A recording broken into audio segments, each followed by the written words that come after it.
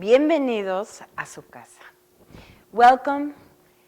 I really wanted to invite you to my home and give you a little bit of my passion and joy and the basics of good Mexican cooking.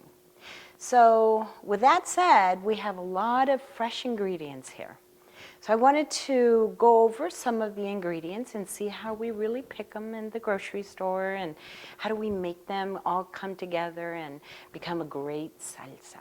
There's so many different salsas. There's so many different variations, and it's very, very difficult to go wrong. It's a matter of taste. Very little seasoning, but it's how you're going to put them together and what you're going to use them for.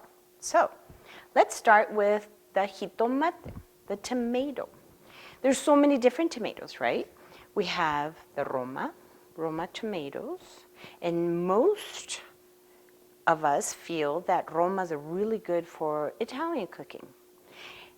We have the regular one of the salad tomatoes. There's small ones and there's big ones in this regard. And then you have these beautiful vine tomatoes, jitomates.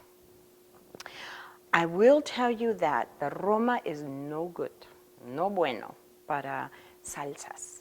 Reason being is too sweet. It's too sweet and the consistency just really doesn't give it that richness and salsa flavoring, and it breaks down very quickly. So either we're going to use the salad tomatoes or the vine tomatoes are perfect.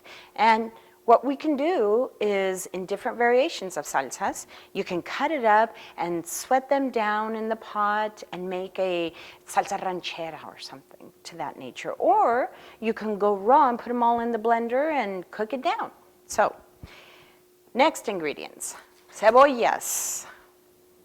You have the Mexican cebollas. So which ones do you think we would use? They look pretty much the same. They're called the Mexican yellow onions, right? Or just yellow onion. So here you have a very big yellow onion, right? And here you have a smaller version, and in both of them, you'll have the small, medium, and large as well. But if you see, this casing is a lot thicker. And this right here is the actual sweet yellow onion. And this one here is the Mexican yellow onion. So again, we don't want too much sweetness in our salsas. If you want to go real authentic, we're going to stick with the Mexican onion. Or we can do the white onion. Either way. But the flavoring profile for me on the Mexican yellow onion is one of my favorites. Okay, so what else? Then we have another onion, la cebolla cambray, which is like a Mexican green onion. These are huge. I can't believe it. Usually around this time, they're really big. And what are we, in the spring? And then in the fall, they're really tiny, but they still have a bulb. You have the difference from the regular green onions that are very thin and long that we use in a lot of different seafood or pastas, what have you. But these Mexican green onions have the bigger bulbs. Not usually this big, but they are amazing. So when you go to a Mexican restaurant like Leticia's, you can have chiles toreados and cebollas toreadas, which means that the Mexican green onion and the jalapeno have been grilled and sauteed and seasoned with a little lime and, of course, Leticia's spices and secrets. But those are amazing just to eat with like a carne asada or some tacos, or just as an appetizer with the guacamole. They're very flavorful. I'm sure you've seen in movies or in videos of taquisas and Mexican street tacos where people take it and they bite into it. It's just another profile adding to an amazing taco or any dish that you would like. So with that, we also have our garlics. Okay, regular garlic that we're going to use. Again, you can either roast it or you can chop it and put it in the blender, or you can as well boil it down for a different type of sauce or salsa. Okay, there's so many that it's so much fun that you might think that, oh my gosh, it's way too many. How am I going to know? Well, the basics is what you want to stick to. So one of the last ingredients is jalapenos. These are also very big, and there's different shapes, sizes, and the jalapeno is usually where you add your spice, correct? And it has its unique flavoring that most salsas really, really go well with. But you also have chile de árbol, chile guajillo, chile pasilla, chile piquín. There's so many different ones. But this one, the basic one, the jalapeno. Jalapeno, how do you pick them? Is it that we go for the biggest ones? Or is it that we go for the smallest ones? Or is it that we go for the quirky ones? No. You know what's really fun is if you go to a Mexican market and you see all the doñitas or the abuelitas or even the young moms that know the Mexican kitchen well, they're not grabbing and putting them in a bag. Watch. They're looking at each one and you're like, really? It's all jalapenos. But it depends on what you want it for.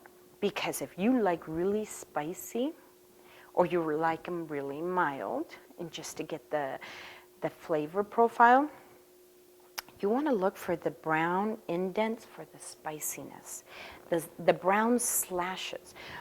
They're very few. See, I don't know if the camera can zoom in or not, but see these little slashes here, the little brown marks? That tells me it's going to have a little bit more of a spice. That one is just smooth, okay? And of course, we can take them and take out the seeds and really make sure they're not that spicy. But when you've had a salsa at Leticia's Mexican Cocina, and you're like, ay, chihuahuas, I said spicy, but not that spicy. In the kitchen, we always say, Abuelita was really mad, or the cook was really mad. You know, we have that saying, híjola, está enojado. So there you go. So that's how you pick it. So, but we also have other types of salsas that are fun to cook with, and because they enrich the different types of salsas for different dishes, and such as el chile guajillo. This is this dried, dehydrated chile guajillo. This chile guajillo has like a zesty tang and somewhat a little bitter, but it also has a very small hint of spice, and it really creates this smooth red, how can I say it, creaminess of it. But because it has a little bit of the bitterness in it, you always want to balance it out with the other ingredients. So if you know that, you're going to be able to make sure that when you're making it, you can taste for it if it's too bitter. So these are basically the ones that we make chile rojo or chile rojo de enchiladas. So we want to always make sure it balances out because it gets bitter really quick. I love using chile pasilla. Chile pasilla, the dried out chile pasilla, has a little bit of this profile of the guajillo, but it also has some sweetness into it. So it's a smoky sweetness, but never overpowering on the smokiness. So I love matching these two together, putting these two together. And of course we have our cilantro. Our cilantro is always the ingredient that's going to kick it up a few more notches and bring some freshness to it. A lot of individuals don't like cilantro, or they think it's going to upset their stomach and come back and remind them that they don't like it. But I have to tell you that most of these fresh ingredients won't do that to you. Reason being is key factor is because it's fresh, it's fresco. When you pull it out of a can, when you open up your salsa cans or your different types of sauces or chiles or what have you out of a can, those are the culprits of giving us so many different issues with indigestion. My opinion, and this is how I've really noted that a lot of people at Leticia say, why isn't it that I get an upset stomach with your Mexican food? And in the last 8 years, I keep hearing that over and over and over again, and it's because I make everything fresh. We're not pulling tomatoes, chopped tomatoes, or tomato sauce out of a can. We're actually using the fresh ingredients. Obviously, I get in trouble with my husband and everybody, my CPA saying, but it doesn't help your bottom line. That's not why I cook. So